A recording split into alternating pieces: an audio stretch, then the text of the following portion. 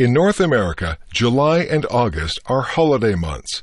Most schools and colleges are not in session then. Families look for activities to keep the children amused. Although not all workers get a full 2 months of holidays, most people take a holiday in the summer. The summer begins with a national holiday. In Canada, July 1st is Canada Day. In the USA, July 4th is Independence Day. A lot of families are soon on the road. Some travel to cottages by the lake. Some go sightseeing or camping. In Canada especially, the summers are short, so people try to make the most of them. In much of Canada and parts of the northern USA are woodlands dotted with lakes. These regions of rocks, rivers, pine trees, and wild animals are not usually suitable for farming. However, they are ideal places to spend a summer holiday. They are far from the cities. The woods are quiet and peaceful. People fish, go boating or swimming, have barbecues outside, or play outdoor sports. Some people spend their whole summer at the cottage. Others go for a week or two.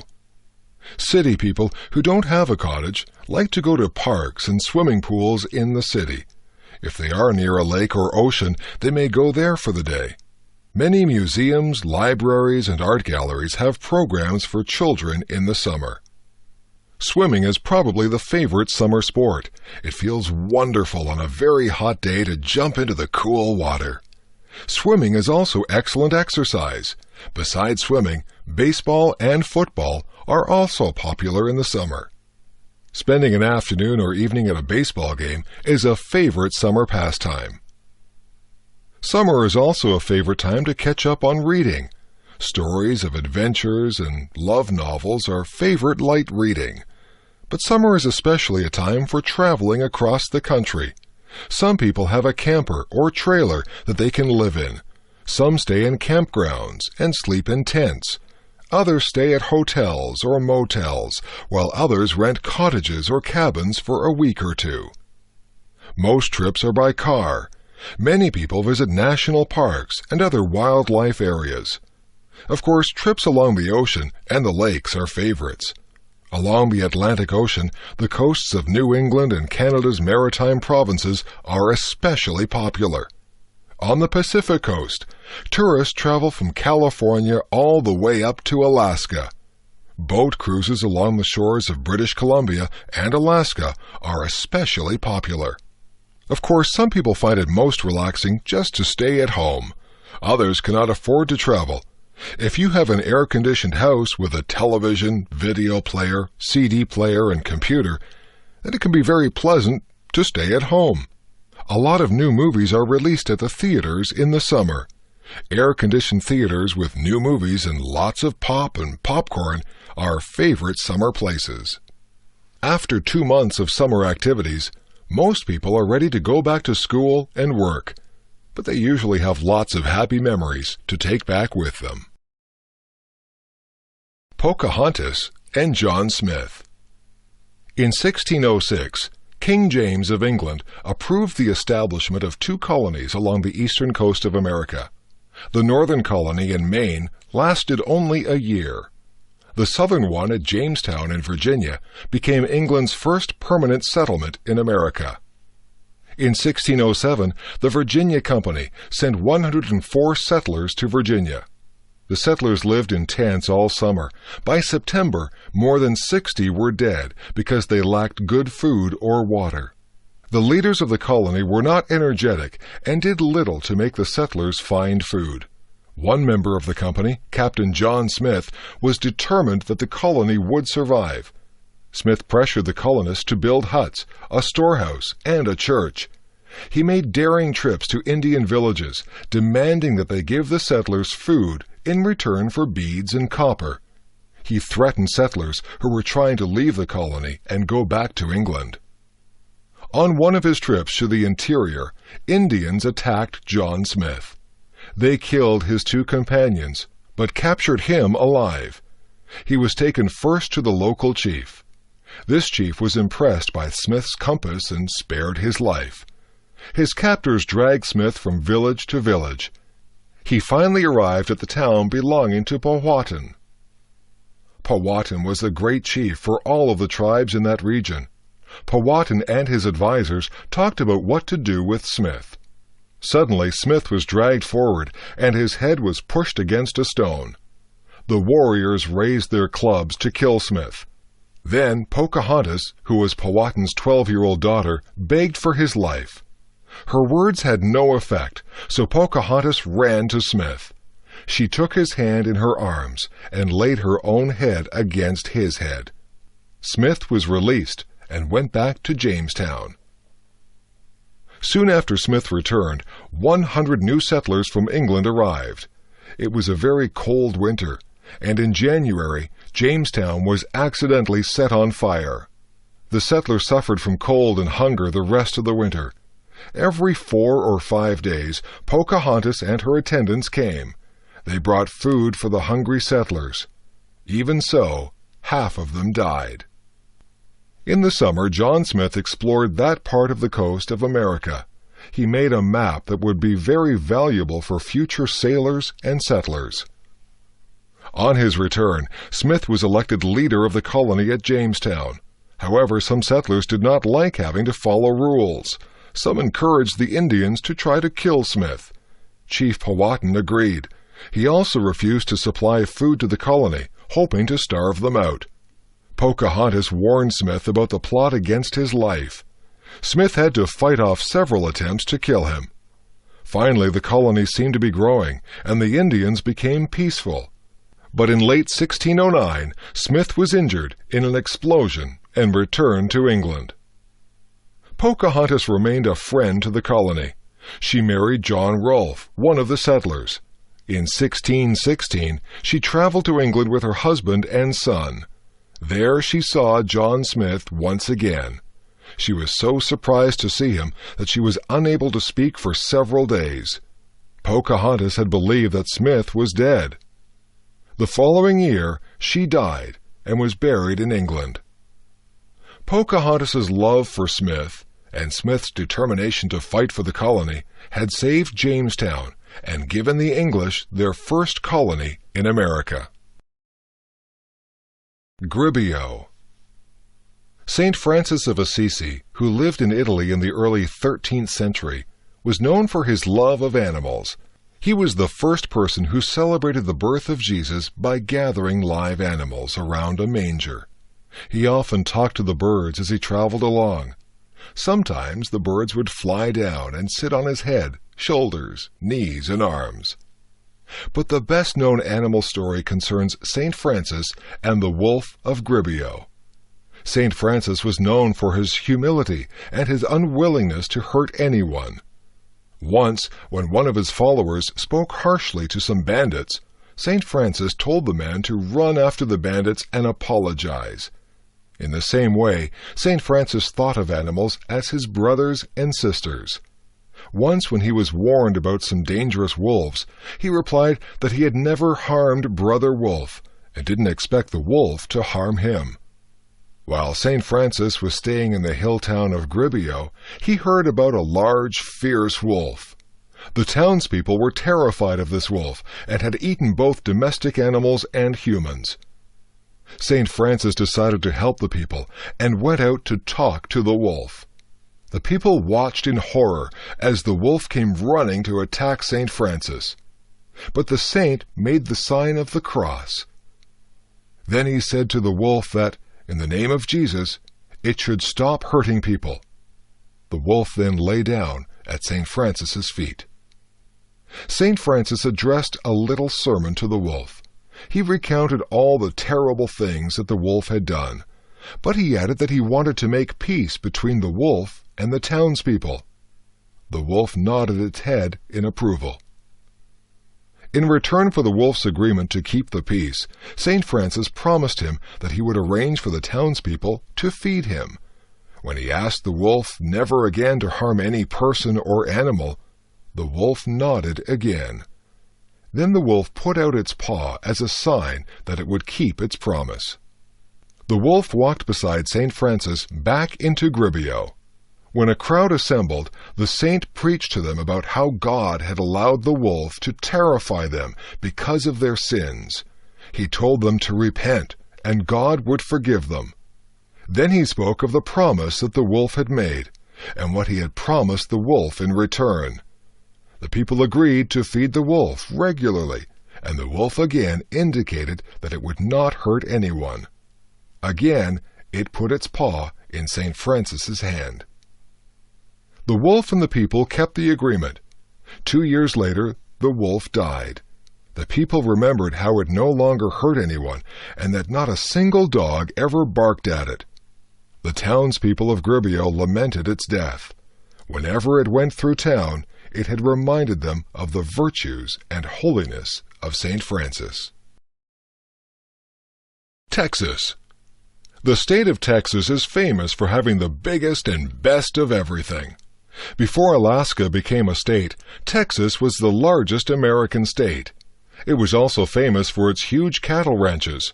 Cotton is a major crop, but much of the wealth comes from oil and gas. People think of Texans as being wealthy because there have been lots of cattle and oil millionaires. In the late 19th century, Texas cattlemen used to drive their herds north to Kansas. There, a train to the east shipped the cows. Eventually, the railroad came to Texas, and the great cattle drive stopped. By then, many Texans owned large ranches and were quite wealthy. In the 20th century, oil has made many Texans wealthy. Oil refining has led to chemical industries and synthetic products. Most Texans now live in cities.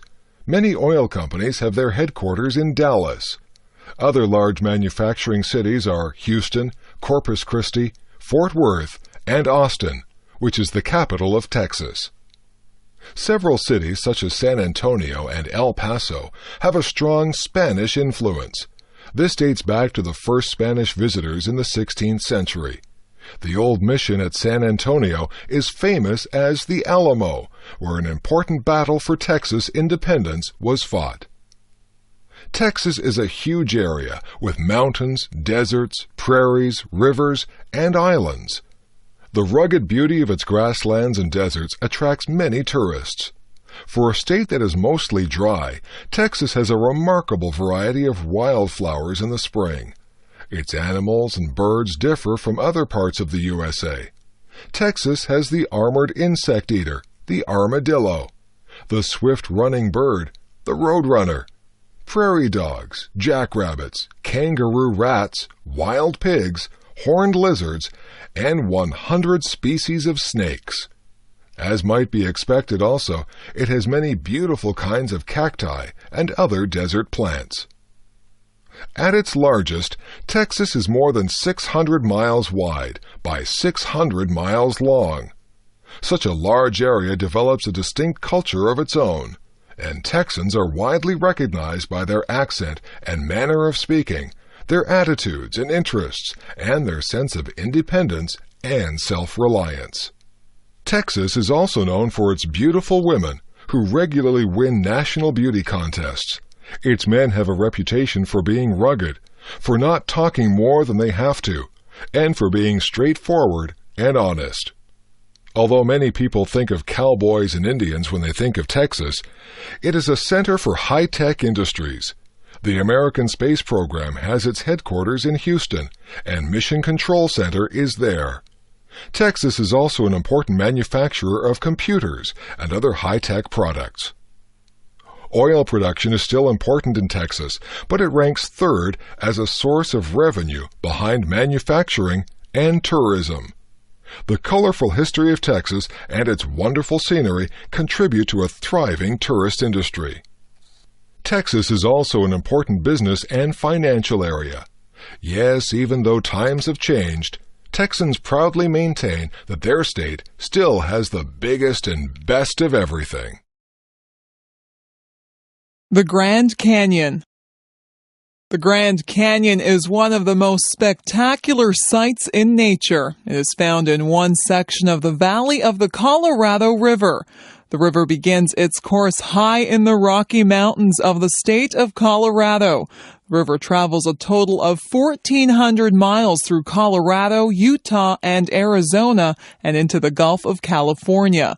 It forms part of Arizona's border with Nevada and California. The Colorado River is a very swift and muddy river. It carries dirt and rocks down from the mountains. The story is told of an old fur trader who was attacked by Indians high up the river. His only escape was down the Colorado River in a small boat. It was a terrifying trip through rapids and around rocks at top speed. The fur trader was found some days later in very rough shape hundreds of miles down the river. No one would believe that he had come so far so fast. The Grand Canyon stretches for about 250 miles in the state of Arizona. The canyon was carved out by the flow of the river itself. In places, the canyon is more than a mile deep. It stretches from 4 to 18 miles wide at the top. The canyon valley contains worn rocks that rise up like a mountain range. The canyon has been worn down through many layers of rock. The river has cut its way down through layers of sandstone, limestone, and shaped to the granite bedrock. The different layers are of different colors, and the rocks appear very beautiful, especially at sunrise and sunset. Because the canyon is so deep, the climate changes as you go down into the valley. At the top, the climate is typical of a mountain area with evergreen trees. Next, you have typical forest trees. Third, there are plants like cacti that grow in warm deserts. Finally, there are subtropical plants at the valley bottom. Tourists can ride down the narrow trails to the bottom of the valley on mules. On one side is the rock wall of the canyon, and on the other side is a steep drop down to the bottom. Tourists have to trust their guide and the mule that they are riding to get them down safely. The trails zigzag back and forth, and the tourist going down travels much more than a mile. Some 1,000 square miles of the area became the Grand Canyon National Park in 1919. Because the Colorado River is very swift and runs through dry country, several dams have been built along it. These are designed to harness its power, save its water, and provide recreational opportunities. The best-known dam is Hoover Dam, formerly Boulder Dam, on the Arizona-Nevada border.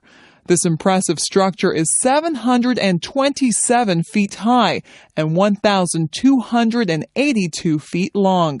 Elevators are used to carry workers up and down inside the dam.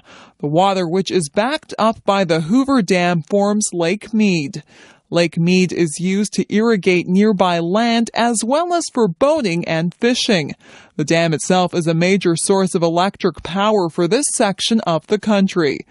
Visitors to the Grand Canyon are often filled with awe by the size and beauty of the canyon. People seem very small in comparison to the immense cliffs, valleys, and the mighty river. The Welland Canal. Before railways and automobiles became common, transporting goods over long distances was a difficult chore. In early North America, roads were often bad or non-existent. In the winter, snow and cold weather made travel difficult. Frontier farmers had trouble selling their crops because it was hard to get them to the cities. Often rivers and lakes were the best ways to travel.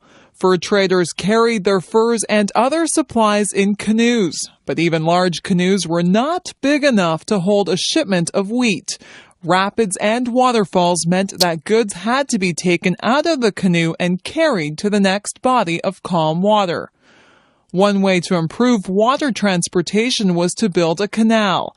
In New York State, Governor DeWitt Clinton had constructed the Erie Canal from the Niagara River to the Hudson River, soon after the War of 1812. Because relations between the United States and Canada were still not very friendly, this was another reason to build a canal on the Canadian side. Canals could be used to move supplies and troops during wartime. Sometimes the British government would forbid Canadian farmers to sell food to the USA. Without a canal to move their farm produce, crops were sometimes left to rot. A St. Catharines, Ontario merchant named William Hamilton Merritt thought about all these things in the 1820s. He also thought that flour mills needed a more reliable source of water to operate. St. Catharines is on 12 Mile Creek below the Niagara Escarpment. This creek runs towards Lake Ontario. It rises above the escarpment, which stands from 150 to 300 feet high, then runs towards Lake Ontario. If Merritt could join the 12-mile creek to one of the rivers, which ran to Lake Erie, the canal would provide transportation and water power. The problem was to find a way to move boats up the escarpment. From 1824 to 1829, Merritt and his friends hired laborers to dig away tons of dirt and rock. Nearly all the work was done with shovels, pickaxes, horses, and wagons. In places, the ground was soft and landslides occurred. In other places, the men had to dig through solid granite rock. Merritt's main problem, however, was raising the money to pay for the construction. After sinking all the money that he, his family, and friends had into the canal, more was needed.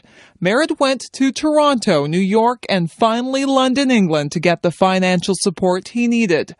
The problem of getting the boats to climb the escarpment was solved by a series of 35 wooden locks. These carried a ship 327 feet upwards. The ship would enter a lock with a small amount of water. More water would come into the lock, lifting the boat another 10 or 15 feet. Then the ship would move into the next lock and be lifted up again. Boats going in the opposite direction were lowered instead of lifted. The Welland Canal has been rebuilt 3 times since the first canal opened in 1829. Now large seagoing and lake vessels cross the Niagara Peninsula from Lake Ontario to Lake Erie. They carry grain, coal, iron ore, oil, and many other bulk products. The Welland Canal remains one of the most important commercial waterways in the world. Hernias repaired here. A hernia occurs when there is a tear or weakness in the muscle layers of the abdomen. This allows the intestines to push forward into the gap. Usually the person feels some discomfort and may notice an egg-shaped swelling. In a few cases, the muscle layers may clamp down on the protruding intestine and cut off its oxygen supply. This can result in death if medical help is not readily available. Hernias are more common in men than women and are often related to lifting heavy materials. Although most hernias are not a serious threat to health, they usually get worse over time. The only cure is surgery to repair the cut, tear, or weakness. As with any surgery, time in a hospital is usually required for recovery. This proved to be a problem in Canada during World War II. Many young men were declared unfit for military service because they had hernias. During the war, there was a shortage of doctors and beds for hernia repair. A Toronto doctor, Dr. Edward Scholdice, decided to address this problem. He personally operated on 70 of these young men using a technique of his own. This Scholdice technique allowed the patients a quicker recovery time than the usual method. It also had a much lower rate of complications and failures. After the war, Dr. Scholdice opened his own hernia clinic for the public. In 1953, a second hospital was started in Thornhill, just north of Toronto, and today all surgery is done there. The Scholdice Hospital is located on a beautiful piece of land with a valley on one side and a golf course on the other. The large grounds have wonderful gardens and flowering trees.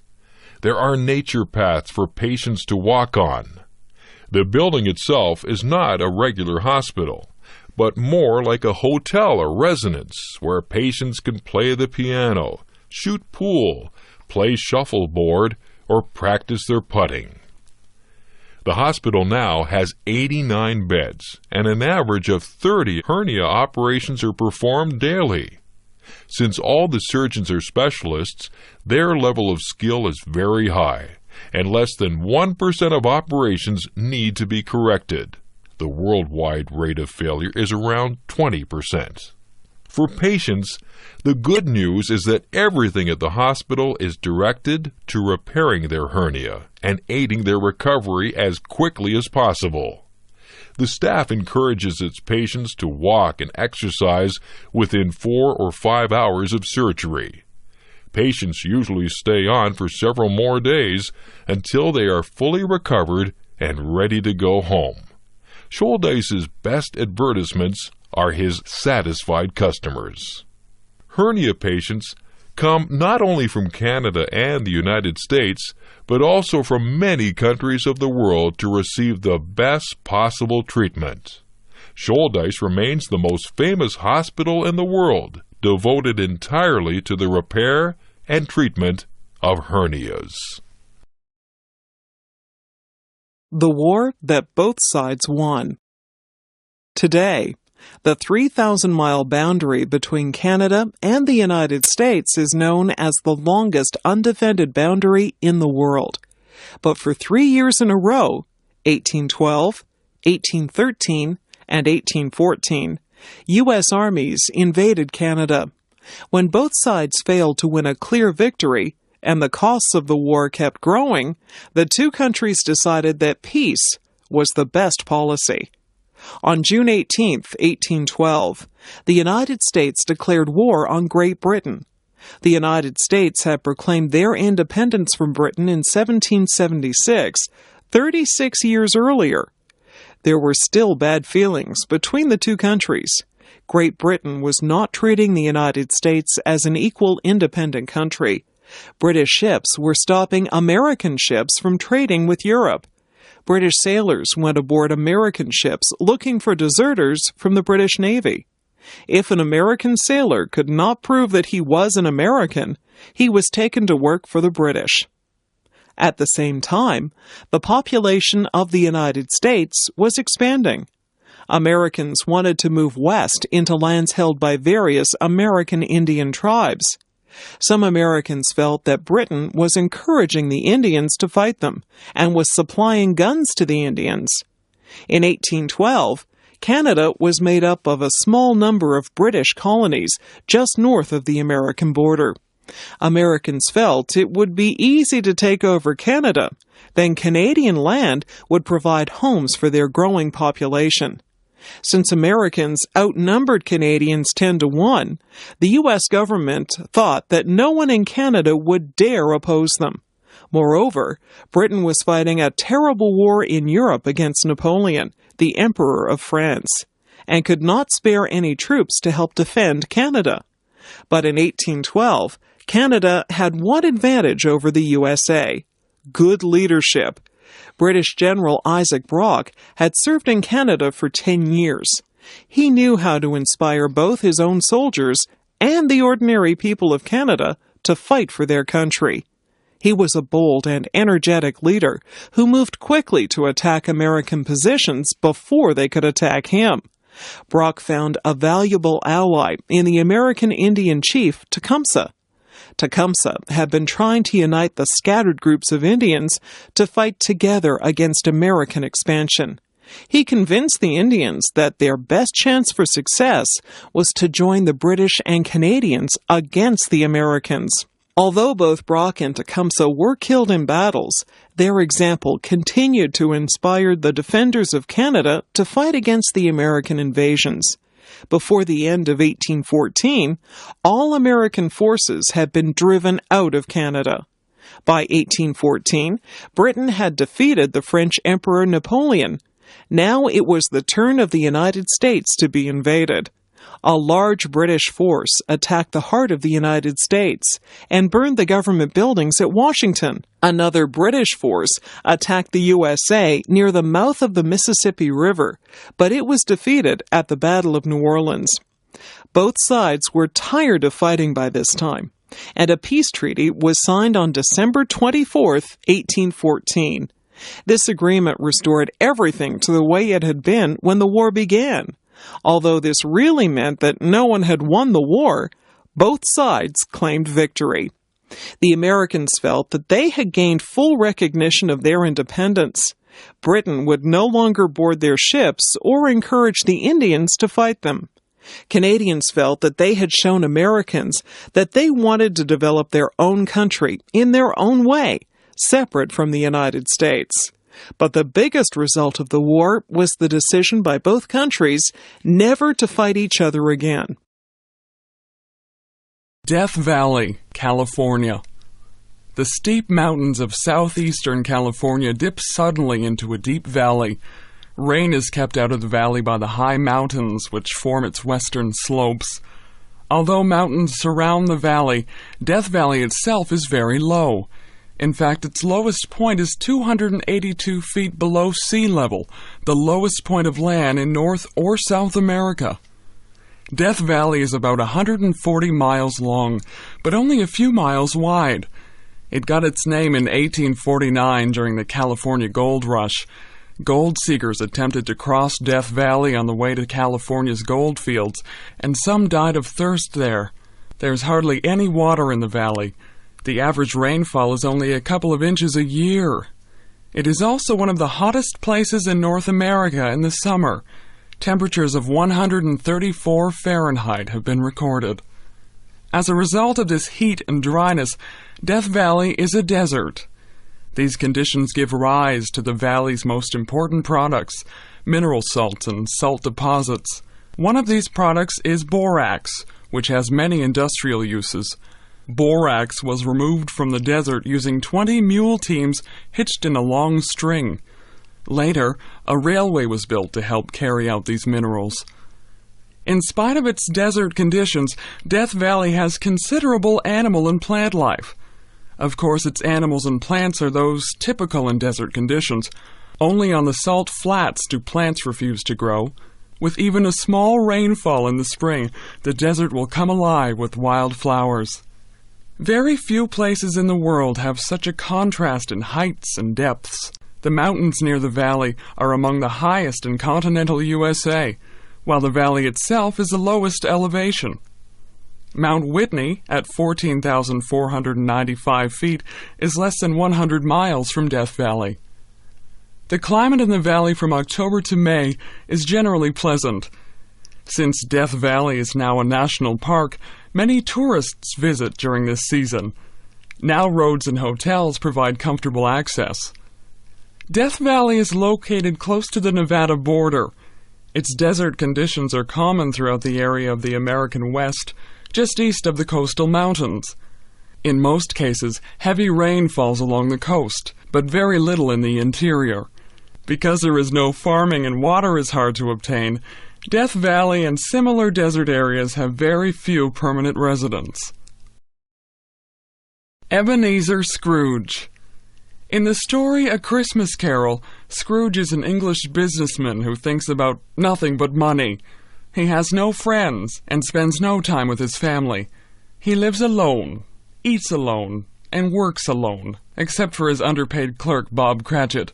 Scrooge never spends his money, but hoards it all and prides himself on his frugality. Scrooge hates Christmas. It's all nonsense to him. People spend money on food and gifts and parties. Often they can't afford what they spend. Worse than that, they take a whole day off work, and so lose a chance to make more money. Scrooge is angry that he has to give his clerk the day off with pay. He feels that he's being robbed. Christmas is also a time when people are asked to give money to help the poor. Scrooge is angry when two men come to his door asking for donations. Scrooge argues that he pays taxes, which support prisons and workhouses. It is not his business to worry about the problems of other people. Scrooge represents businessmen who see the bottom line as all that matters. Scrooge's partner Marley had died 7 years earlier. He was like Scrooge in all respects. That evening, which is Christmas Eve, Scrooge is visited by Marley's ghost. Marley drags steel chains round about him, which contain keys, cash boxes, ledgers, purses, and deeds. These are the things that Marley cared about when he was alive. Marley is condemned in death to wander the world and tells Scrooge that the same fate is likely to happen to him. However, 3 spirits will visit Scrooge, and if Scrooge listens to them, he may escape this fate. The first spirit comes and takes Scrooge back to the early scenes of his own life. He sees himself being left behind at school, while the other boys went home for the holidays. Then his little sister arrives to tell him he could go home too. Another scene was of a cheerful Christmas party when Scrooge was a young man. A third scene showed him with the girl he was planning to marry. She left him because he no longer cared about anything but money. The second spirit shows Scrooge what people are doing that very Christmas. He shows Scrooge the preparations that people, even poor people, are making to celebrate Christmas. They visit Bob Cratchit's tiny home. There they see the family cooking their little Christmas dinner. Bob's son, Tiny Tim, has been weakened by disease and has to use a crutch to walk. The family is delighted with its meal, small as it is. They see other scenes of poor people, miners and sailors, celebrating Christmas. Finally, they visit Scrooge's nephew and view his Christmas party and its games. The third spirit was the spirit of Christmas yet to come. The future. This spirit does not talk, but points to scenes connected with Scrooge. They overhear some businessmen joking about someone who has recently died. Scrooge sees that he no longer occupies his usual place of business. The spirit then shows him 2 women who have stolen the bedclothes, curtains, and clothes off the dead man and taken them to a pawnbroker. The spirit takes Scrooge to the room where the dead man died. The only people who are happy about the death are a young couple who owed him money. The spirit then shows Scrooge the Cratchit's house, where they're mourning the death of Tiny Tim. Finally, the spirit takes him to a churchyard, where they stand among the graves. Then the spirit points to the name of the dead man on the tombstone, Ebenezer Scrooge. Scrooge is going to die, and no one will care. Scrooge finds himself in his own bed on Christmas morning. He is resolved now to avoid the fate that the spirits had shown him. He is delighted that he is getting a second chance. Scrooge decides to surprise all his acquaintances, and he begins by buying a huge goose and sending it to the Cratchits. On his walk, he meets the 2 men collecting for the poor and offers them a large sum of money. He goes on to join his nephew at a Christmas party. The next day, when Bob Cratchit comes into work, Scrooge gives him a raise in his salary. He also takes care of Tiny Tim so that Tim recovers his health. Charles Dickens' story was written at a time when governments did very little to help the poor. Wages were very low, and many businessmen were unwilling to look after their workers properly. Dickens points out that people like Scrooge not only make other people unhappy, but also are usually unhappy themselves. It is possible to be a very rich businessman and a poor human being at the same time. Etiquette. Etiquette is a French word. The original meaning was little tickets. These tickets were given to people who were attending a public ceremony. Printed on the ticket were instructions about how to behave on this occasion, so etiquette came to mean the way to behave on public occasions. Etiquette today includes how to introduce people, how to eat properly, how to dress for different occasions, how to speak to different people, and what to do on special occasions. Almost every part of social life can have its particular etiquette. Sometimes etiquette changes or seems to change. There was much behavior attached to courtship, such as a man holding the door open for a woman. Nowadays, some people find this outdated. But politeness is always a good idea. It is nice to hold the door open for the next person, whoever they are. In fact, it sometimes seems like contemporary life encourages bad manners. Etiquette is no longer taught to young people. Moreover, in a youth culture, young people take their examples from other young people. As a result, good manners aren't considered important. The point of etiquette is to help people to get along with each other. If people behave in an accepted manner, there is less chance of misunderstanding. It is important for people to think about treating other people well. If everyone does what they feel like doing, it doesn't seem like they respect other people. Etiquette can help things to go a lot smoother. Manners vary from culture to culture, but the intention is the same: to treat people with consideration. This is a way to reduce conflict. Sometimes we can understand where these customs come from. Originally, shaking hands with your right hand probably meant that you weren't carrying a weapon. Taking off your hat may originally have been taking off your helmet. This meant that you weren't going to fight. Nowadays, there are new areas of social life. For example, a lot of conversation now takes place on the telephone.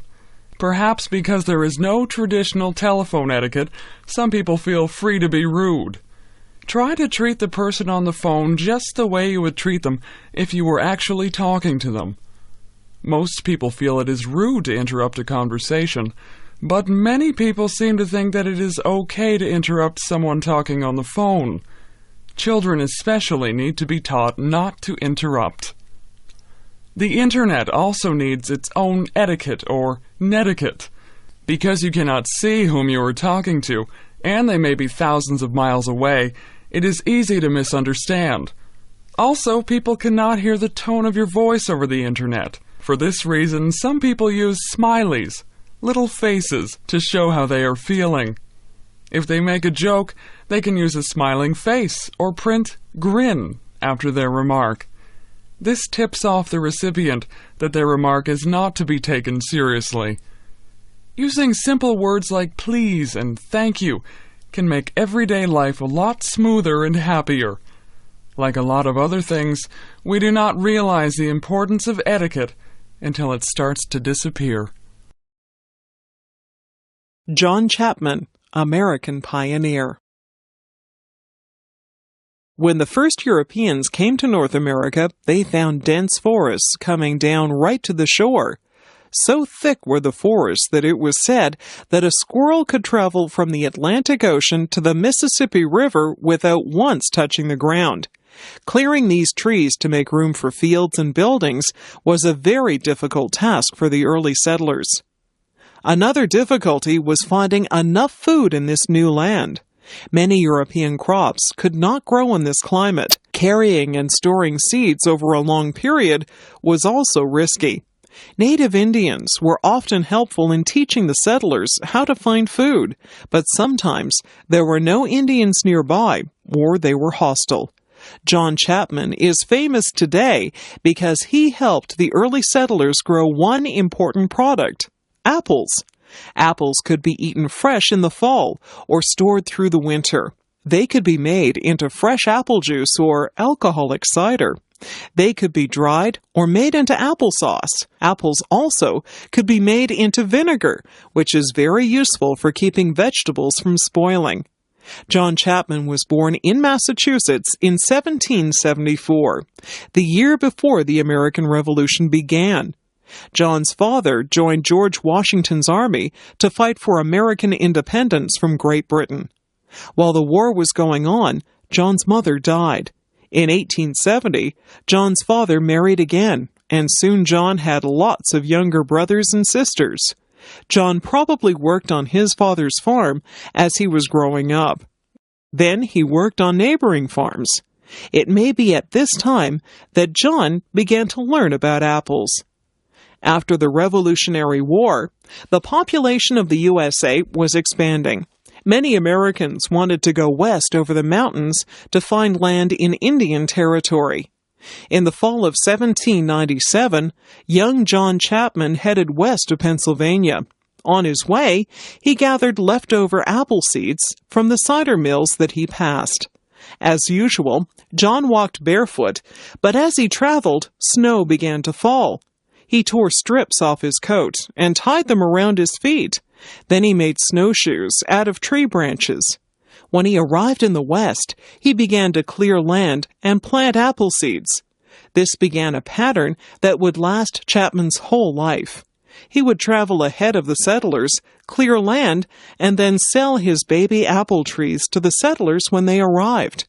When the area became too settled, Chapman would move further west and start again. Many settlers regarded John Chapman as a strange character. He never bought new clothes, but wore whatever old clothes came his way. But he was always welcome at a settler's cabin. John was good at clearing land, telling stories, and growing apples. He liked children, and children liked him. He was a religious man and would read to the settlers about God and living together peacefully. At this time, there was conflict between the settlers and Indians about land. John managed to be friendly with both groups, but John did warn the settlers if the Indians were planning to attack them. Every fall, John went east to gather more apple seeds. He would then go farther west and find some empty land to plant his seeds. During the warm weather, he tended all his fields of baby apple trees. Once they were properly grown, he sold the seedlings to settlers. When he had earned enough money, he bought land to grow more apple trees. In his own lifetime, he became known as Johnny Appleseed. Legends grew up about him. It was said that his bare feet could melt snow and that he could leap across rivers. Johnny Appleseed never built himself a real home. He was a wanderer all his life, traveling west to Indiana and Iowa and back east again. He enjoyed sleeping outdoors, lying on his back, looking up at the stars, and thinking about God and his world. He died in Indiana in 1845, and no one knows exactly where he's buried, but all through that region are hundreds of apple trees. These apple trees are the most fitting memorial to John Chapman, the legendary Johnny Appleseed. Little House on the Prairie. Much of the history of North America is about how Europeans moved westward from the Atlantic coast towards the Pacific. The first settlements began around 1600, and it was a long time before the Europeans settled the interior. By the late 18th century, however, good farmland along the east coast was becoming scarce. As the population increased, people began thinking about all the native Indian lands further inland. Families were quite large in pioneer days, and the oldest son usually inherited the family farm. This meant that other sons and daughters would have to move away when their parents died. Often the sons would want to begin their own farm and start their own family. But if there was no farmland available, or if it was too expensive to buy, they were out of luck. One option was to move west, where land was free or very cheap. Sometimes the whole family might move if their old farm was no longer productive. Sometimes the old farm was on poor soil, or too much farming had exhausted the soil. Perhaps better land could be had further west. There were other reasons for moving west. Pioneer settlers depended on wild birds, fish, and wild animals for food, furs and skins for clothing and trading, and trees for building materials. These things had become scarce in old settled areas. Out west, there were lots of animals to hunt for food, and animal skins could be traded for supplies. It seemed that it was easier to make a living on the frontier. Of course, there were some problems regarding moving west. Various American Indian tribes who might fight to defend their land occupied the land. Then the land needed to be cleared of trees and stumps before it could be planted. A log cabin and other buildings had to be built. A well had to be dug, or a spring of water found. Settlers might also suffer because there were no doctors or teachers or stores available. These things, though, often did follow closely behind the first settlers. A series of Little House books, written by Laura Ingalls Wilder, tells the story of her pioneer family. The Ingalls family moved many times while Laura was a little girl. She was born in Wisconsin in 1867. Her family moved next year to Missouri. Then they moved to Kansas in 1869. The Ingalls moved back to Wisconsin in 1871. They moved to Minnesota in 1874. Her family went to Iowa in 1876, then back to Minnesota in 1877.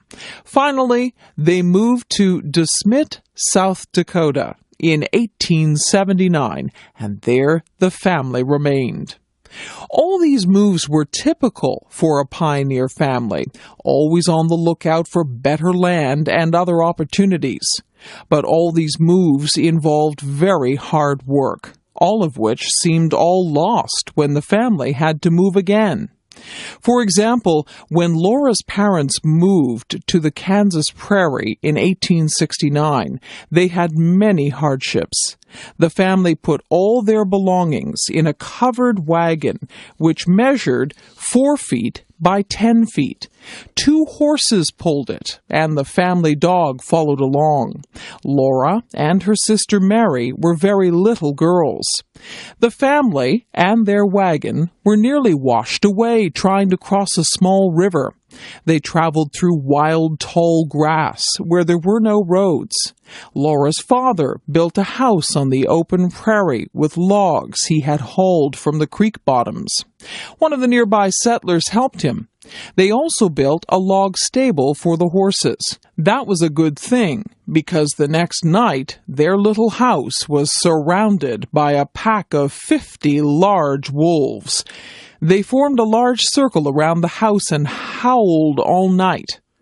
One day, while Laura's father was away, 2 Indians visited the house.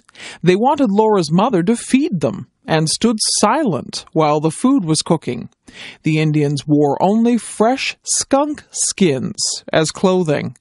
After the Indians had eaten all the food, they left.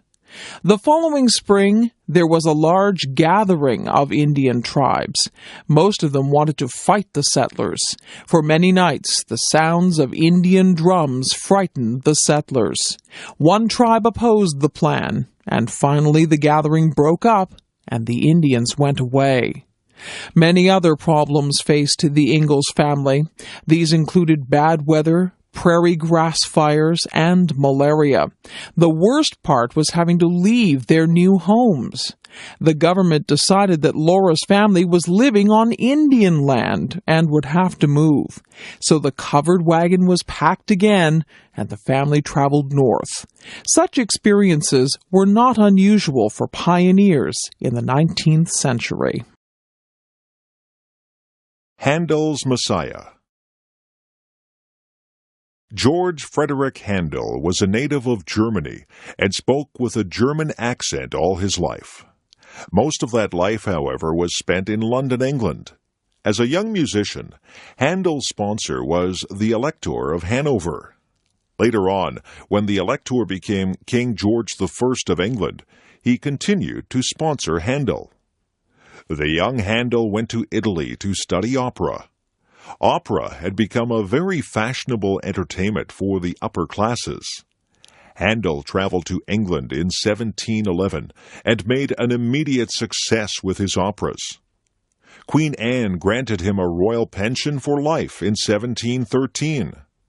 Because of this initial success, Handel tried to start a permanent opera company in London, but this failed, and Handel lost money. Since operas used full stage settings with costumes, scenery, and props, they were expensive to produce. Handel decided to produce oratorios in which the parts were simply sung without actions. On August 22, 1741, Handel began to work on his oratorio, The Messiah. The text was made up of passages from the Bible relating to the birth, life, and death of Jesus. Handel worked on it feverishly, missing meals and going without sleep. He finished it 24 days later. When he was asked how he felt on completing it, Handel said, "I thought I saw all heaven before me, and the great God himself." In the fall of 1741, Handel received an invitation from the Lord Lieutenant of Ireland to present operas and concerts there. Handel traveled from London to Dublin with his entire luggage and many of his singers. However, in order to rehearse on the way, he had to hire local people to fill in. Once, the composer soundly criticized one local singer who failed to meet his standards. Handel was warmly received in Dublin, where his concerts were sold out. Even his rehearsals were considered newsworthy by the local papers. The Messiah was first publicly performed on April 13, 1742. 700 people squeezed into a 600-seat theater to hear it. A notice had requested that ladies attend in hoopless skirts and that gentlemen come without their swords. A Dublin paper reported, "Words are wanting to express the exquisite delight it afforded to the admiring crowded audience." All proceeds were donated to charity, as the church choirs had refused to participate except on those conditions. Handel returned to London in August 1742 and prepared the oratorio for the London stage. The Messiah made its London debut on March 23, 1743, with King George II in the audience. It was during the Hallelujah Chorus that the king jumped to his feet and so initiated a tradition that has lasted ever since. With such oratories, Handel was able to re-establish his popularity and restore his finances in London. The Messiah continued to be performed.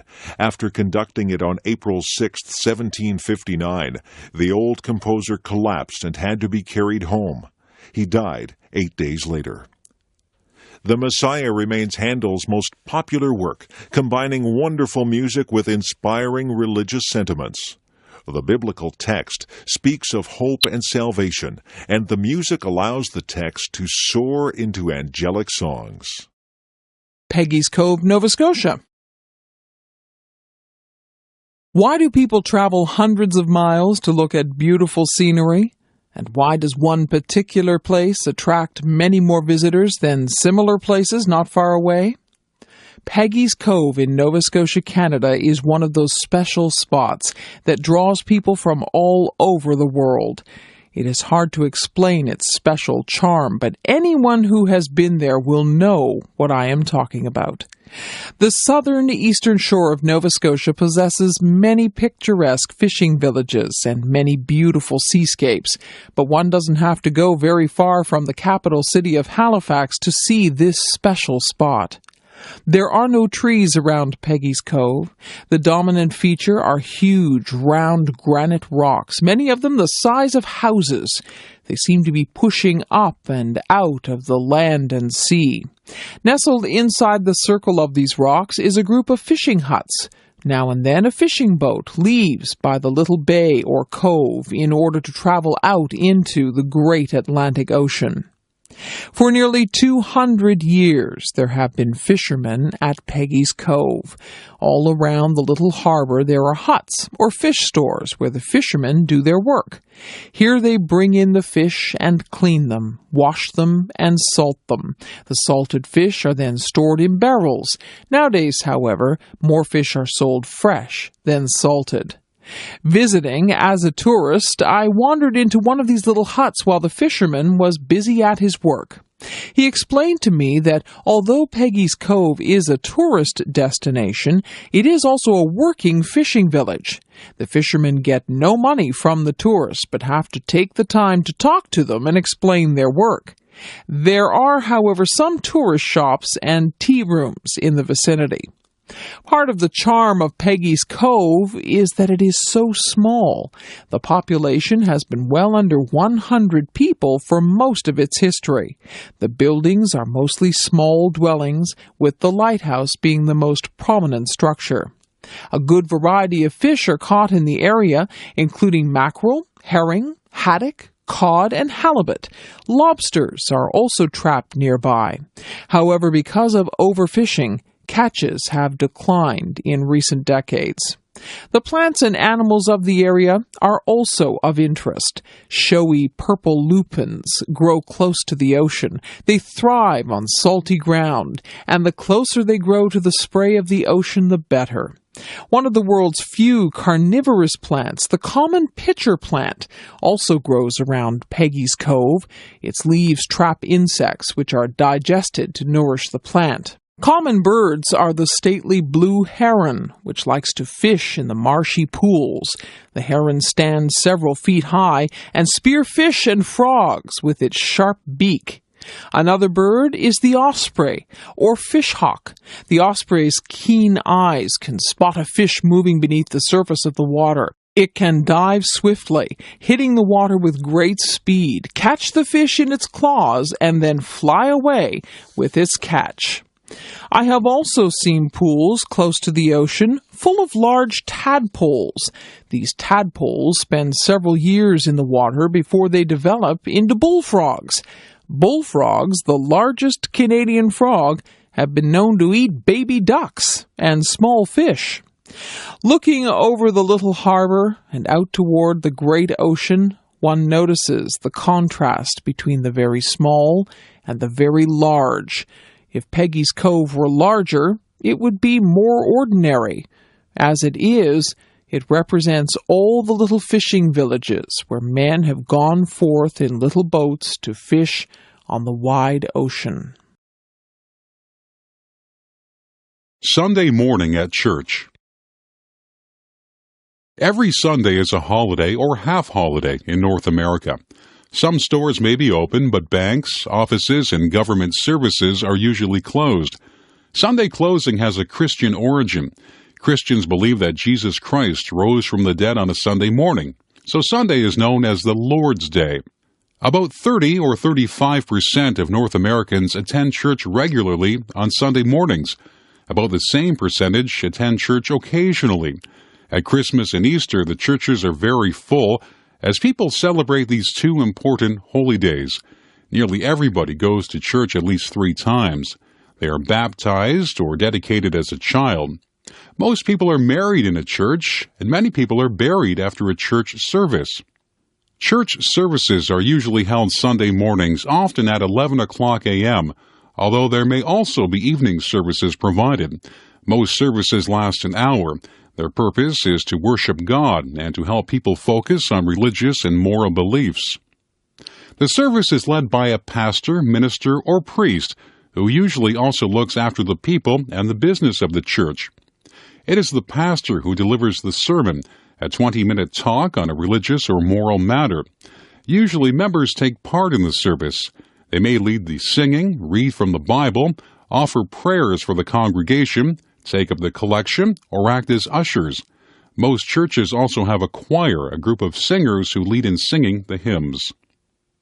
There are many cultural traditions connected to going to church. People normally wear their best clothing and try to be on their best behavior. Talking or making noise in church is usually considered bad. This is why children often have a separate children's church or Sunday school, where they can be more like children. The Sunday service is the main weekly event at many churches. But nowadays, there are a growing number of large super churches which organize all kinds of activities for their members. These churches usually have large buildings and a large staff to plan and lead various activities. These might include prayer group, counseling and social work, youth programs, social action, fundraising events, etc. Many large churches have gymnasiums for regular sports activities. At the same time, house churches are also becoming very popular. These are small groups of people who meet at private homes. Sometimes a group will meet in a house until they have the money to buy a church. But many people say they prefer to meet in small groups. That way they get to know one another better.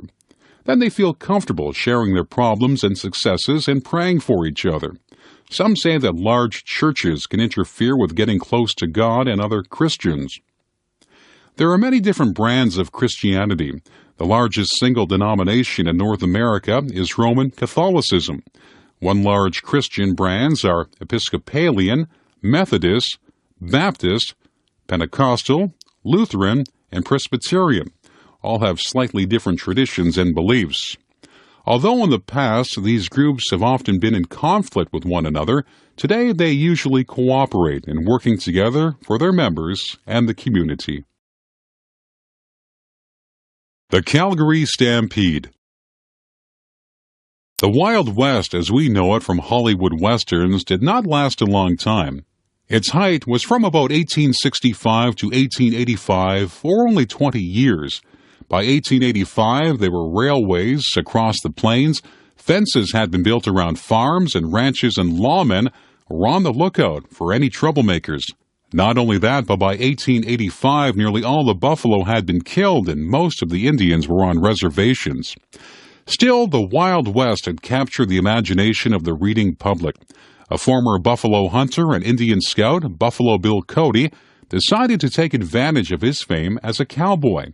In 1883, he organized Buffalo Bill's Wild West Show and toured North America and Europe. Alberta, Canada, had been the last part of the Old West to be settled, but by 1912, ranching was being replaced by farming. The city of Calgary was itself becoming a commercial and industrial center. Old-timers looked back fondly to the old days of cowboys and Indians. In 1908, the Miller Brothers Wild West Show visited Calgary. One of the cowboys, Guy Wiedeck, talked to local businessmen about putting on a rodeo and the Wild West Show. Eventually, 4 Calgary businessmen put up $25,000 each to finance the event. Wiedeck was a good organizer. He advertised all over the U.S. and the Canadian West for cowboys and rodeo riders to come.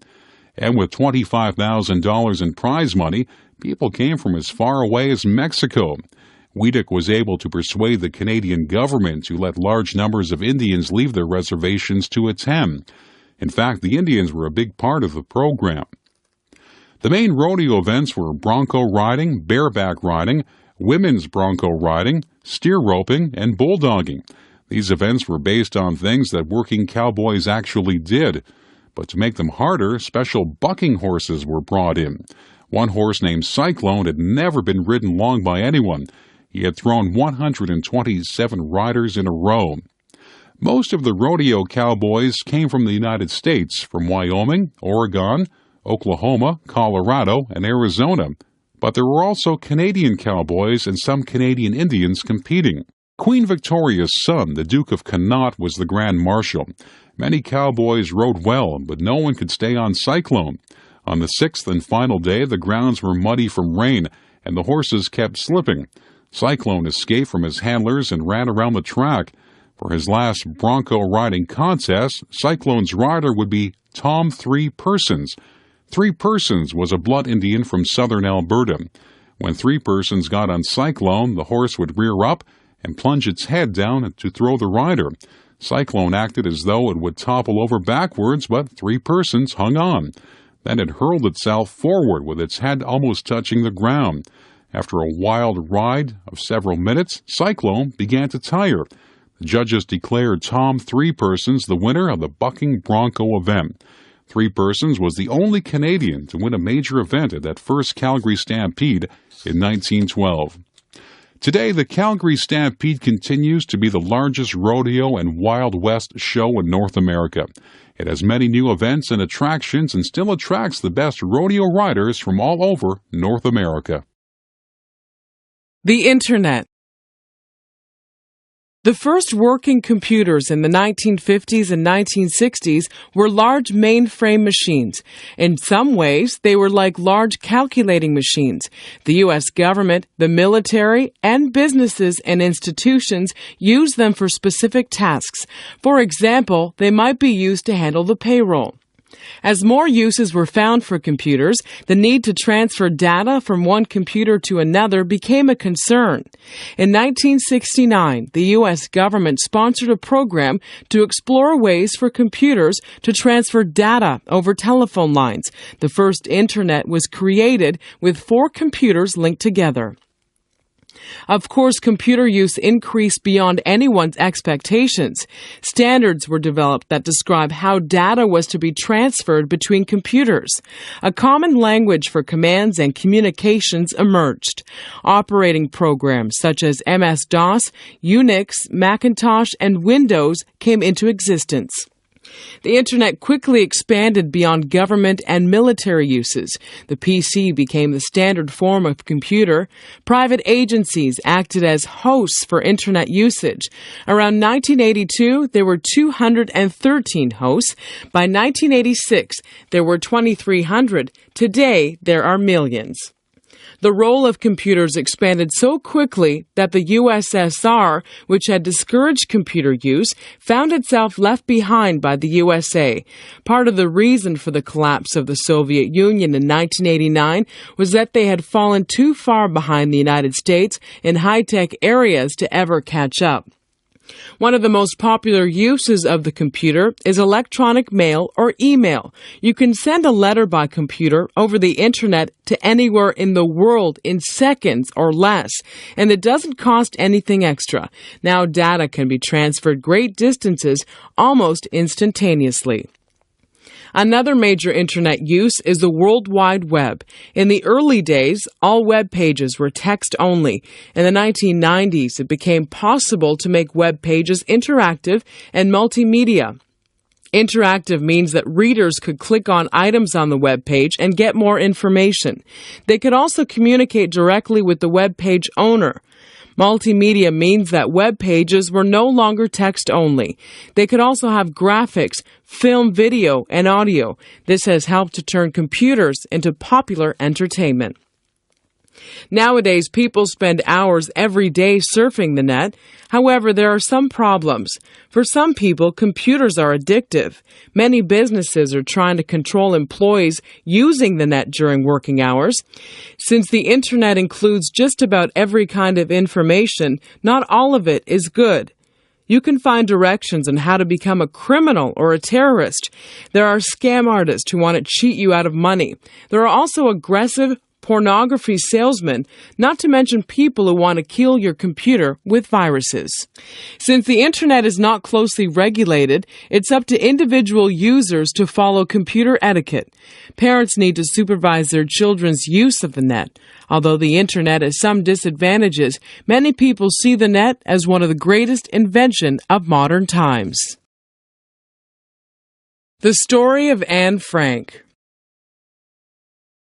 War, persecution, and economic depression affect not only adults but also old people, children, babies, the sick, and the handicapped. Since history is written mostly about politicians, soldiers, intellectuals, and criminals, we don't read very often about how events affect ordinary people. Now and then a special book will shed light on what it was like to live in the midst of terrible events. Such a book is The Diary of Anne Frank. Anne Frank was born in Frankfurt am Main, Germany, in 1929. Her father, Otto Frank, was a businessman who moved the family to the Netherlands in 1934. In Amsterdam, Otto started a company selling pectin to make jams and jellies. Later, he began a second company that sold herbs for seasoning meat. Otto Frank had decided to leave Germany because of the policies and personality of the new German Chancellor Adolf Hitler. Hitler had a personal hatred, not only for Jewish people, but also for everything Jewish. He felt that one way to strengthen Germany and solve its problems was to kill or drive out all the Jews.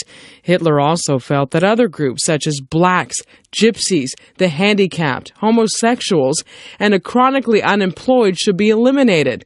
Then only strong, healthy, true Germans would be left. Since Hitler had a plan to solve Germany's economic problems, he received a lot of popular support.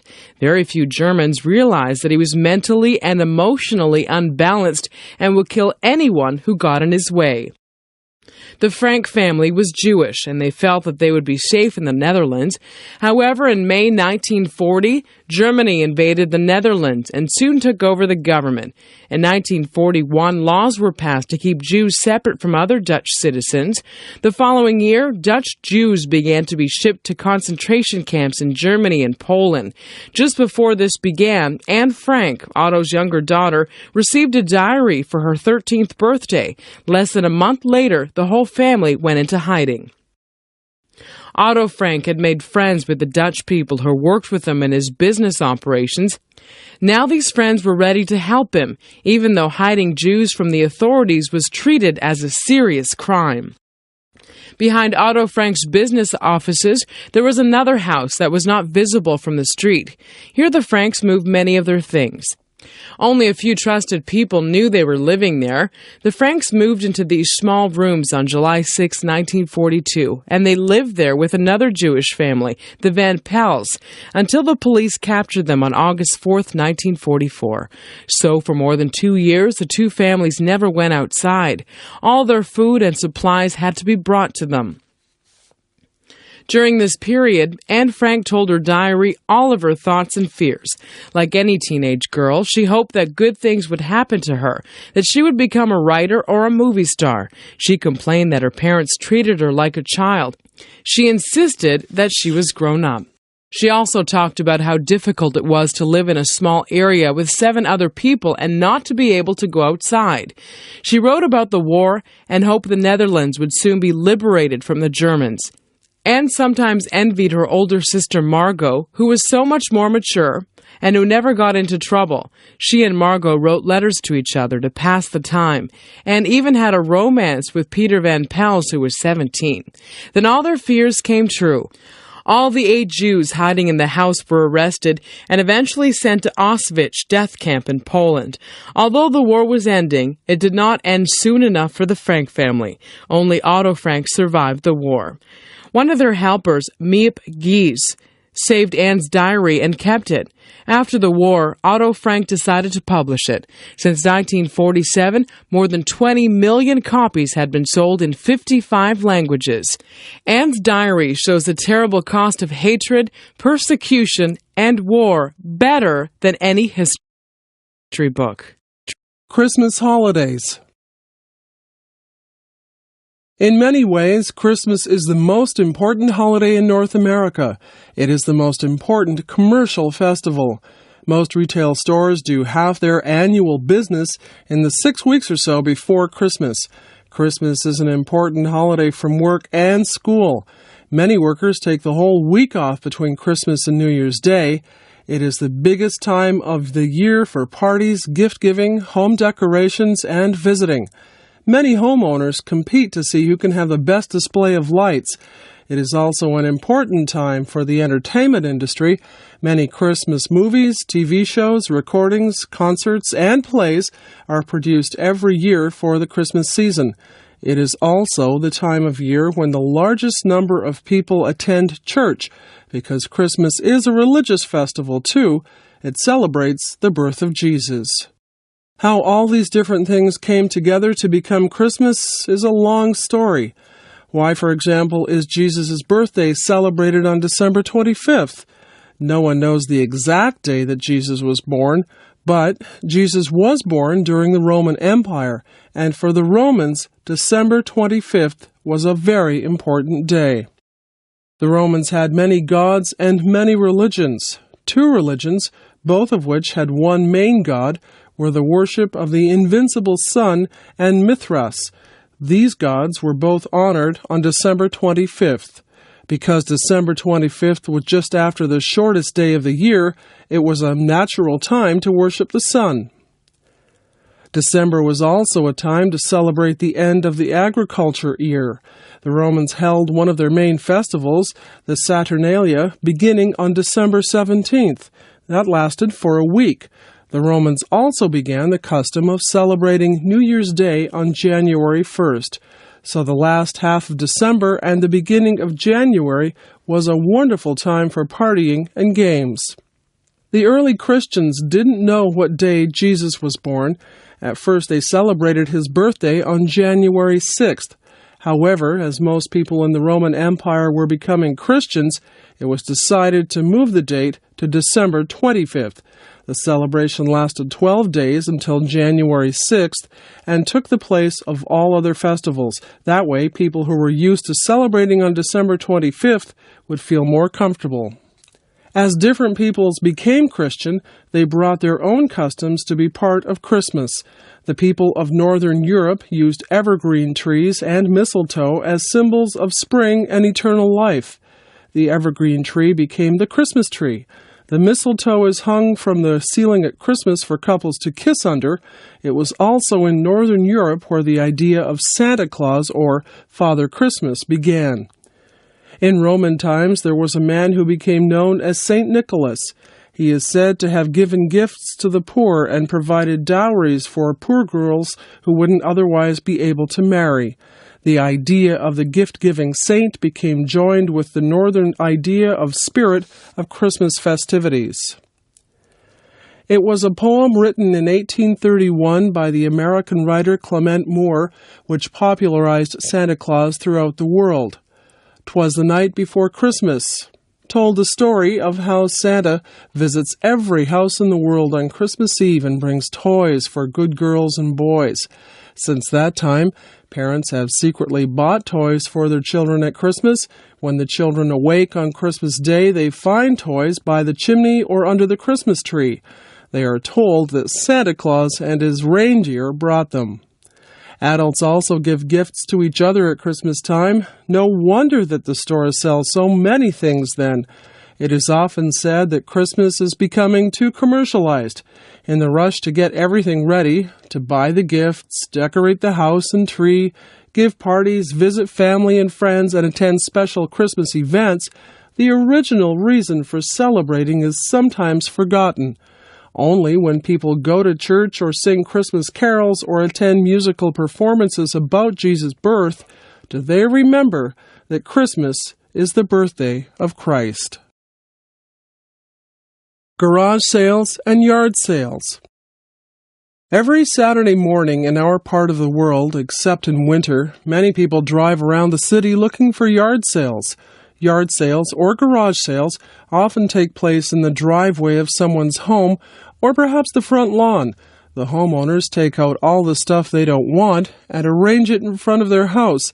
Usually they put a price tag on items. People driving by will stop to see if there's anything they want. Many people spend every Saturday morning shopping at yard sales. If they find that they have bought too many things, then they have a yard sale of their own. Some of the shoppers are dealers who buy things for resale. Sometimes they resell them at their own yard sales, but some dealers are professionals who run antique stores, used bookshops, flea markets, or used furniture and appliance stores. Usually, the dealers will try to get to the yard sale before anyone else. That way, they have the best selection. Often, they'll try to buy items for less than what the price tag says. The cheaper they can buy the item, the more profit they can make when they resell it. Their motto is, buy low, sell high. Sometimes a merchant will boast that he paid $1 for a glass or china cup at a yard sale and sold it for $100 at his store or on the internet. By having catalogs that show the value of collectibles, dealers can sometimes make large profits. Now, however, many of the people having yard sales will try to check the value of the things they are selling first, so it is getting harder to get a real bargain. One reason for yard sales is that North Americans often live in big houses, which fill up with things. People may use the basement, the attic, the spare room, and the garage to store things that they aren't using. If they store things in their garage, all they have to do is open the garage door and have a garage sale. When children grow up and move away, the parents will often sell the children's old clothes, toys, and furniture. Another reason for yard sales is that there are a lot of things that people might like but don't want to pay full price for. For example, if someone likes to read novels, they may be happy to pay $1 for a book at a yard sale rather than $20 or $30 at a retail store. What sorts of things are sold at yard sales? just about anything you might find in a house or yard. There are ornaments, china, home decorations, sports equipment, bicycles, games, dolls, toys, tables and chairs, lamps, appliances, books, records, paintings, clothes, record players, and much, much more. Some items are things that were popular a few years ago, but now have gone out of fashion. This might include many toys, books, and games that relate to an old television show that is no longer being shown. While a lot of older people go to yard sales, so do a lot of students. Students and young people may need cheap furniture for their apartment or a bicycle to get to school or work. They may not be able to pay full price. If you are lucky, you can find almost anything at a yard sale. The trick is to get there early. Most yard sales are advertised to start at 9 a.m., but dealers may arrive as early as 7:30 a.m. By 10 a.m., the busiest part is already over, although most yard sales go on into the afternoon. Yard sales tend to prove the common saying that one person's trash is another person's treasure. Helen Keller. What would it be like to be unable to see anything, hear anything, or say anything? Life for young Helen Keller was like that.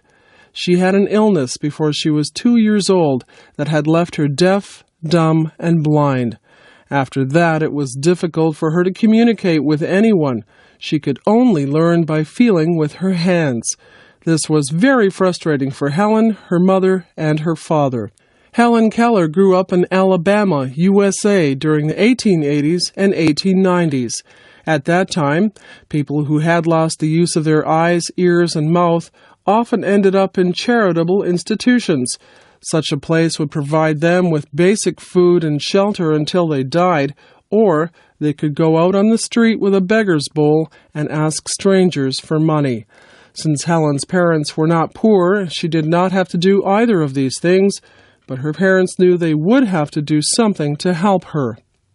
One day, when she was 6 years old, Helen became frustrated that her mother was spending so much time with a new baby. Unable to express her anger, Helen tipped over the baby's crib, nearly injuring the baby. Her parents were horrified and decided to take the last chance open to them. They would try to find someone to teach Helen to communicate. A new school in Boston claimed to be able to teach children like Helen. The Kellers wrote a letter to the school in Boston asking for help. In March of 1887, a teacher, 20-year-old Anne Sullivan, arrived at the Kellers' home in Tuscumbia, Alabama. Anne Sullivan herself had a very difficult life. Her mother had died when she was 8. 2 years later, their father had abandoned Anne and their little brother Jimmy. Anne was nearly blind and her brother had a diseased hip. No one wanted the two handicapped children, so they were sent to a charitable institution. Jimmy died there. At age 14, Anne, who was not quite blind, was sent to the School for the Blind in Boston. Since she had not had any schooling before, she had to start in grade 1. Then she had an operation that gave back some of her eyesight. Since Anne knew what it was like to be blind, she was a sympathetic teacher. Before Anne could teach Helen anything, she had to get her attention.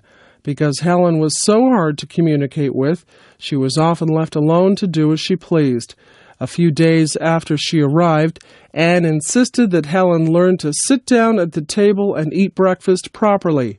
Anne told the Kellers to leave, and she spent all morning in the breakfast room with Helen.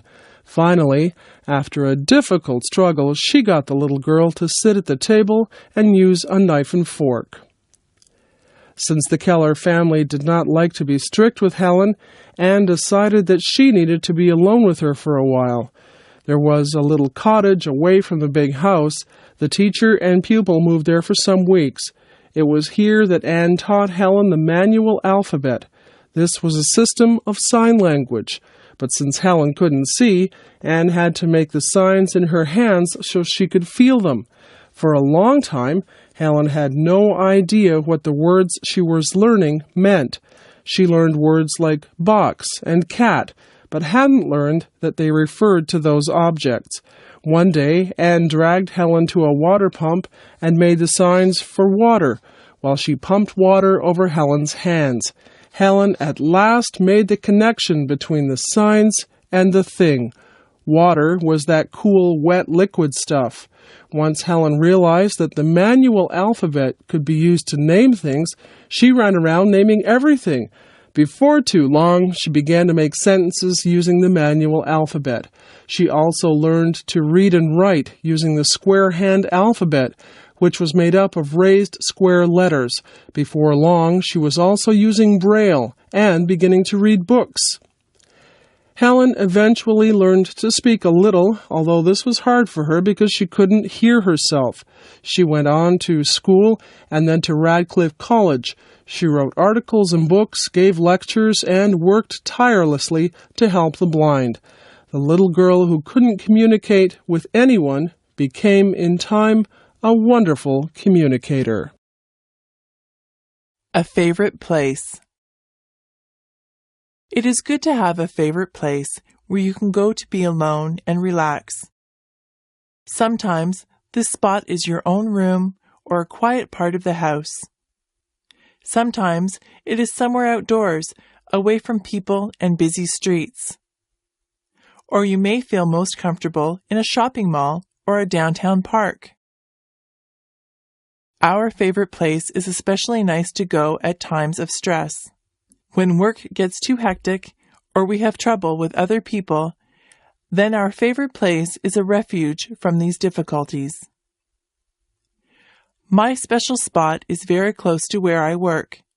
It is on a busy university campus. At one end of the university, hidden among several buildings, there is a pond. This pond is surrounded by large rocks, which rise up like a small cliff on one side. Shooting out of these rocks are water pipes, which create a small waterfall. The water is drawn up from the bottom of the pond and drops back into the middle. This keeps the water from becoming stagnant. On the other side of the pond, there is a grassy shore and a flat stone patio.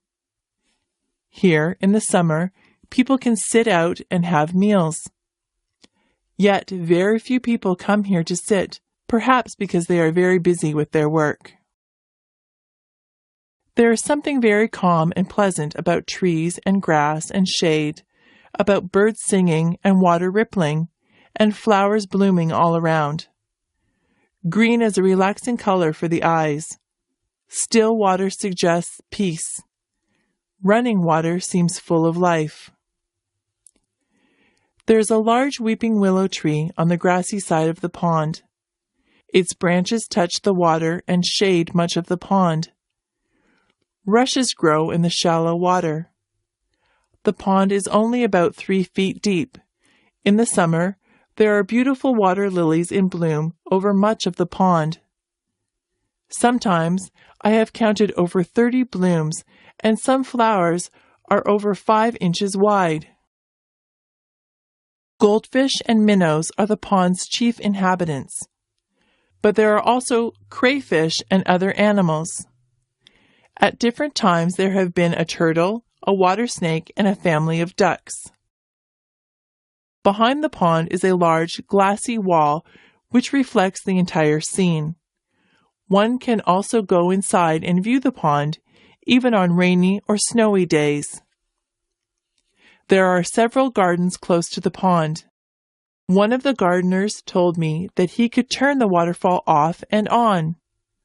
Usually on the weekends it is turned off, but if there is a special event, the waterfall is left on. Behind the glassy wall is a cafeteria. Here, visitors to the university are sometimes taken for meals. The students do not use it. In the winter, the pond freezes over. Sometimes, if the winter is very cold, the pond freezes right down to the bottom. Then, most of the goldfish and minnows die. Usually some survive in the mud at the bottom of the pond. Occasionally, people will skate on the pond if the ice is smooth. When spring comes, a lot of the old rushes and water lily leaves from the previous year are cleared away. This makes the pond more attractive and gives the new plants room to grow. If there are too many rushes, they are sometimes cut down in summer. Then visitors can see the water lilies better. Chances are that if you ever visit Brock University in St. Catharines, Ontario, you will hear about Pond Inlet. And if you come in the summer, you will probably see me there, thinking about my next article. Business ethics. What do business and ethics have to do with each other? Business is about making profits.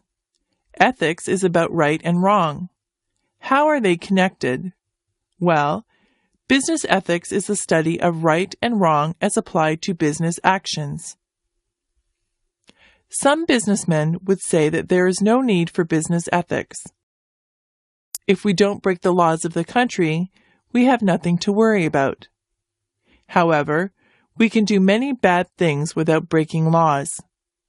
In some countries, it would be legal for a businessman to pollute the land, sea, and air, to confine his workers to barracks, and to hire children to work in factories.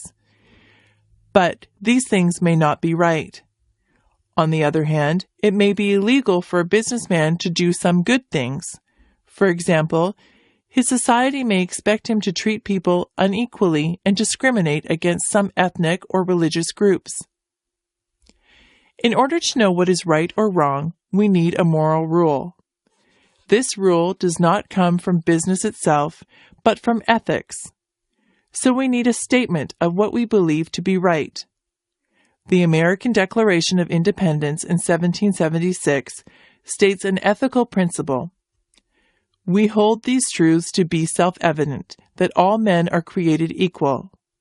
The Declaration further tells us that all men have a right to life, liberty, and the pursuit of happiness. Principles such as these can be used in American politics and law to decide whether an action is right or wrong. Many companies have their own ethical guidelines. IBM, for example, outlines its corporate ethics under headings such as tips, gifts, and entertainment, accurate reporting, fair competition, and not boasting. So each employee knows what to do or not to do in various situations. Ethical choices are made on 3 levels.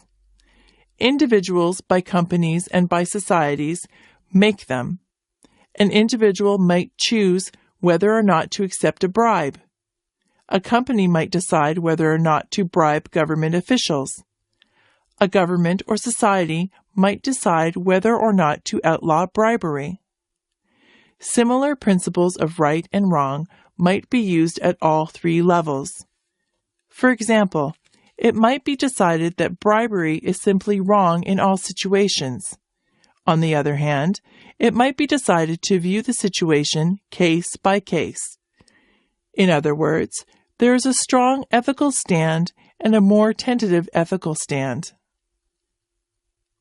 The strong ethical stand applies when you have a basic moral principle and apply it to all situations. For example, you might believe that it was always wrong to let workers handle hazardous substances without any protection. The weaker stand would consider whether it is legal to do so. If it is legal to let workers handle dangerous materials, and this conforms to social expectations, then the weak ethical stand would say, no problem. As long as the law is not broken and no one strenuously objects, then everything is okay. However, in ethics, there is a principle called the moral minimum. This principle means that you should never harm another person knowingly. The only exception would be to protect some other people or yourself. So business ethics would say that the businessman who exposes his workers to hazardous chemicals is wrong. He is not practicing the moral minimum. Colonial Williamsburg. Travelers in the desert or the jungle sometimes see the remains of old cities. These cities were once large and prosperous, but something has changed. Perhaps the climate got drier or wetter, Perhaps the trade routes, which had brought merchants to the city, now went elsewhere. Perhaps enemies destroyed them. Or perhaps disease or famine drove the people away. Other cities which were once important have become less so in time. Jamestown, Virginia, the first English colony in America, is now only an historic site. It began as the capital of Virginia, but when fire destroyed the government buildings in 1699, the capital was moved to nearby Williamsburg. Williamsburg was an important town for many years. The British governors lived there, and 2 of them worked on the plans for the town and its buildings. The College of William and Mary was established there in the 1690s, the second oldest college in America. As the capital, Williamsburg contained many public buildings, including a courthouse, a jail, a powder magazine, the governor's palace, and the government building. Of course, there were many private houses as well. From 1699 until 1780, Williamsburg was the capital of Virginia. Many people came there for government and legal business. It was also a social center with dances, fairs, horse races, and auctions. The governor and his wife provided expensive dinners and entertainment for their guests. Most of the important people in Virginia owned tobacco plantations. In 1612, John Rolfe had first raised tobacco to sell to England. Soon, tobacco farming was Virginia's most important business. Most planters were able to build large houses and buy slaves to do their work. One plantation owner is said to have owned 300,000 acres of land and 1,000 black slaves, as well as having large amounts of money. The planters were the leaders of this colonial society, and they resented British interference in their local government. When England imposed taxes on the American colonists in 1765, it was a Virginian, Patrick Henry, who spoke against them. His words, "Give me liberty or give me death," helped to inspire the American Revolution. As complaints about British rule increased, it was Virginians who led the rebels. George Washington became commander of the Revolutionary Army, and Thomas Jefferson drafted the Declaration of Independence in 1776. In 1780, the capital of Virginia was moved to Richmond. Williamsburg was now simply a small college town of local importance. Not much changed in Williamsburg for many years. In the 20th century, the Reverend Dr. Goodwin, who was the priest at the Williamsburg Church, had the idea of restoring Williamsburg to the way it appeared in colonial days. Goodwin approached John D. Rockefeller Jr. with his idea, and Rockefeller agreed to finance this project. Beginning in 1926, the old buildings of Williamsburg were restored to their original form. First were the college buildings, then the Raleigh Tavern, the government building, the governor's palace, and so on. Buildings that had been destroyed over time were reconstructed from plans and descriptions. Soon the restored buildings were open to the public. Guides, dressed in 18th century costumes, show visitors through the buildings and gardens. Visitors can also travel to nearby tobacco plantations.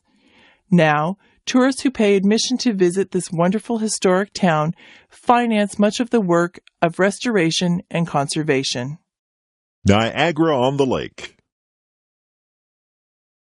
Niagara-on-the-Lake is a little town at the mouth of the Niagara River. It is only 12 miles north of Niagara Falls. It used to be true that very few tourists would bother to travel from the falls down to Niagara-on-the-Lake.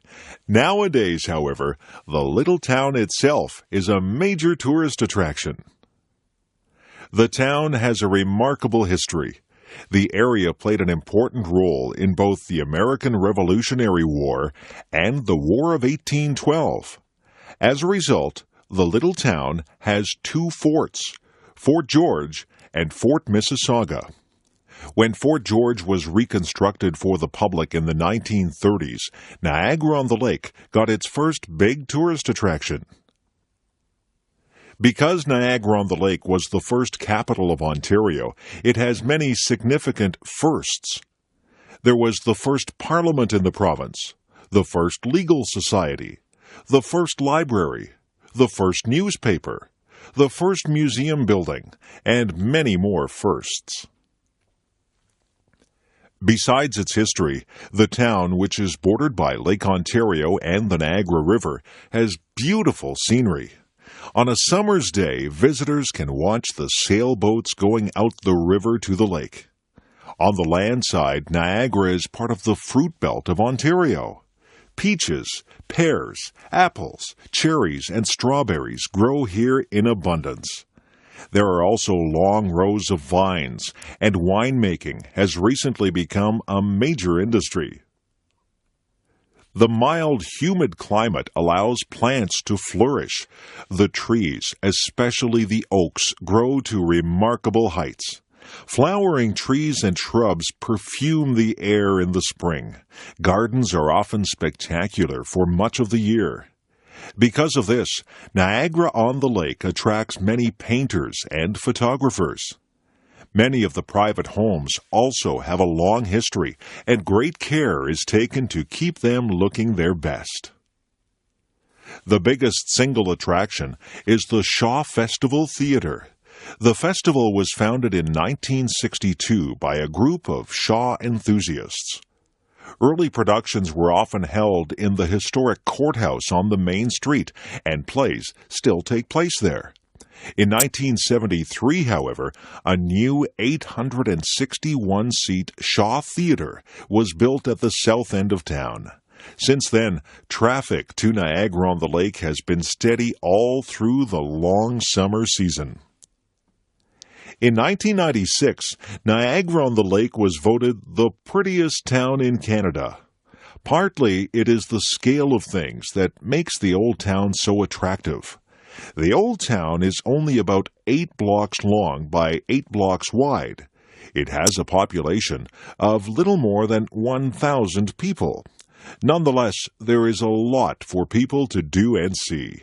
There are many interesting shops, old hotels, bookstores, art galleries, museums, a golf course, a marina, historic churches and cemeteries, several parks, 3 theaters, and lots of restaurants. Because it is small, Niagara-on-the-Lake is a good place to walk around or bicycle around. There are also horse and wagon rides. Although the main street can be hectic in tourist season, one doesn't have to go far off the main street to get in touch with an older, slower time. Most of the downtown buildings haven't changed much since the days of Queen Victoria, and tourists can still imagine that they are back in the days before computers and television.